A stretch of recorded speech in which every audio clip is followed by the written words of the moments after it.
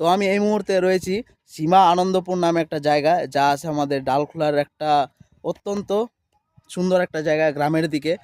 আর রয়েছি আমি উত্তর দিনাজপুরের সবচেয়ে বড় স্কুলে, জওহর নবোদয় বিদ্যালয়ে, যা আমাদের উত্তর দিনাজপুর তথা উত্তরবঙ্গের সবচেয়ে বড় একটা স্কুল।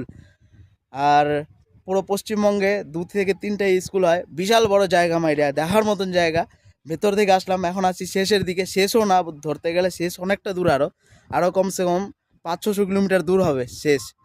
পুরো জায়গাটা অনেকটা জায়গা নিয়ে করা, আর পেঁচানো গোছানো জায়গা, মারাত্মক লেভেলের জায়গা। যেহেতু সবাই জানে এই স্কুলটা সেন্ট্রাল গভর্নমেন্টের স্কুল, আর মারাত্মক হবে সত্যি বলতে, জায়গাটা মারাত্মক। তোমরা পেছনে দেখতেই পাচ্ছ, সেরা জায়গা, সেরা। এই স্কুলের মধ্যে তোমার সুইমিং পুল থেকে শুরু করে যা যা ফ্যাসিলিটি দরকার সব থাকবে তোমার এই জায়গাতে।